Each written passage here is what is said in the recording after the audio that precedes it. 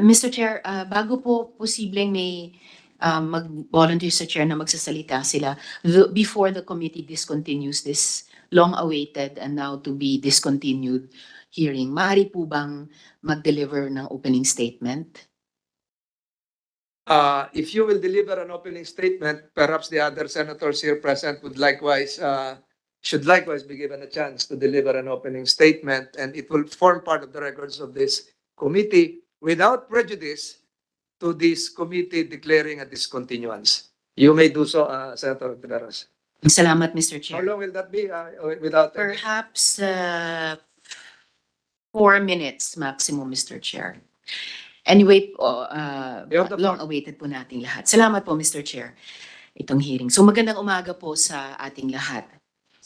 This whole fracas is about government through DA Undersecretary, Senior Undersecretary Panganiban, granting import allocations to only 3 importers: All Asian Countertrade Inc., Sukden Philippines, and Edison Lee Marketing Corp., covering a total import volume of 440,000 metric tons of sugar. At this point, I wish to express my serious disappointment that Undersecretary Panganiban is not here. Gusto kong ipaliwanag nila kung bakit nila napili ang 3 importer na ito. Gusto kong sabihin nila sa harap ng sambayanan kung bakit nila naisip na pwedeng mag-angkat na walang sugar order.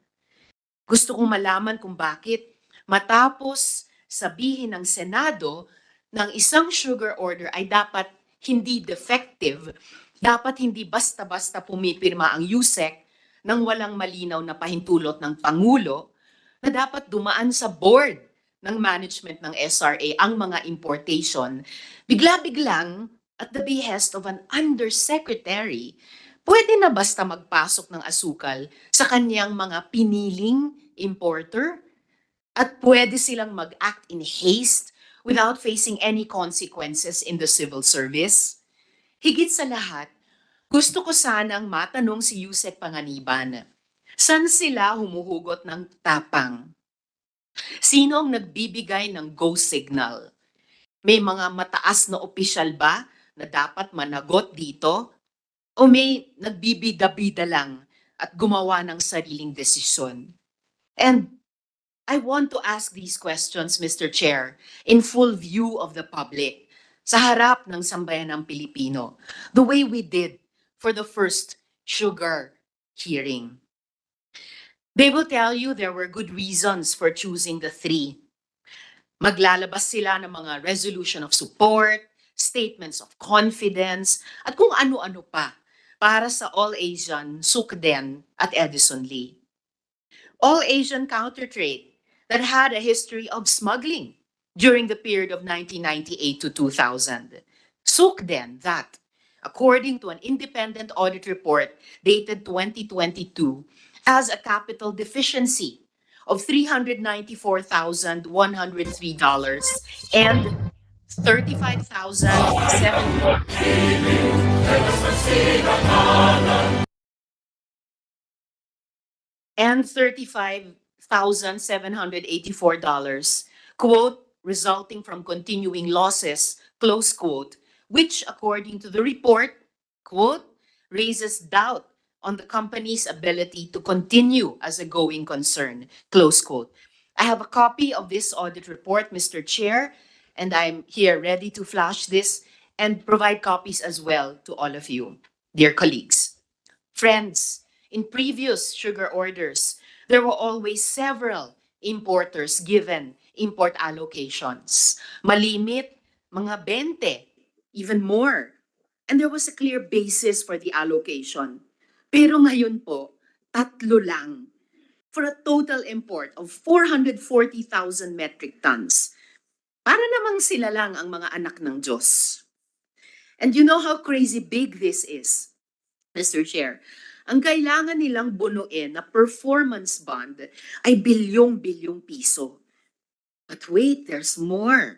Para di naman siguro masyadong pagpawisan itong ating 3 importer, the performance bond was waived for them. A performance bond which guarantees that providers will deliver goods to the Filipino people in timely and satisfactory fashion, was waived for them. Here it is, Mr. Chair. I cannot remember the last time that the performance bond was waived. It is bad enough that this huge amount of sugar is to be handled by only three importers, three hand-picked importers. This would already have raised eyebrows from a policy perspective. What is worse is that a portion of this shipment was allowed in even before a sugar order. This is so irregular that it was even flagged by the Department of Agriculture through Assistant Secretary James Layug. Here's the letter. And by the Bureau of Customs, which issued a warrant of seizure and detention. So these 3 points are clear, Mr. Chair. One, the undeniable truth that there was no sugar order establishing a sugar importation program between the period of October 20th, 2022 and February 14th, 2023. Two, a sugar importation program reposed in a sugar order is a necessary prerequisite to importation. That was established in the first Blue Ribbon hearing, in which the issue was only whether or not an SO is defective for not having been signed by the President. Ito, wala talaga.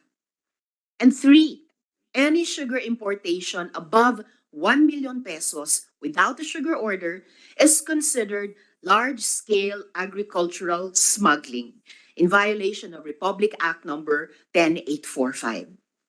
Kung mismong opisyal ng gobyerno ang nagpapasimuno ng padrino at favoritism, gaya na lang ng pagpili lamang ng 3 kumpanya para mag-import ng 440,000 metric tons ng asukal bago pa mailabas ang lehitimong sugar order. Paano pa tayo magtitiwala na ang ginagawa nila ay para sa kapakanan ng bawat Pilipino? But the larger policy issues should not remain uninterrogated. Ginawang 3 lang ang maaaring mag-angkat ng asukal, giving them not just super profits, but an opportunity to control sugar prices. Imbes na binuksan sa madaming players, hinayaang pakyawin ng 3. Imbes na fair competition, monopolyo. Unregulated private monopolies are given the power over what used to be competitive markets. Imbes na magmura ang presyo ng asukal, baka tayo ang mapamura sa paglipad ng presyo at sa napakalaking kita ng mga gahamang ito. Bakit consumer ang magtitiis?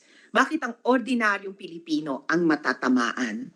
Mr. Chair, dear friends, I would like to close by quoting from the committee report of the Blue Ribbon, which was approved in plenary and presumably bears the wisdom of the Senate. The Senate recommended measures to, and I quote, prevent collusion between SRA, importers, and other unscrupulous persons. Page 56 of the transcript.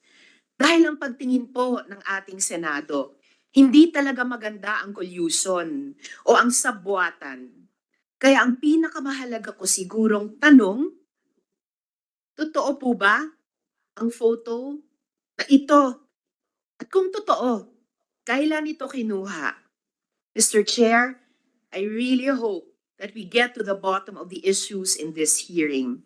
From the evidence I've seen so far, it seems to me a case of ignorance or violation of our laws by government implementers at best and state-sponsored smuggling at worst. Salamat po, Mr. Chair.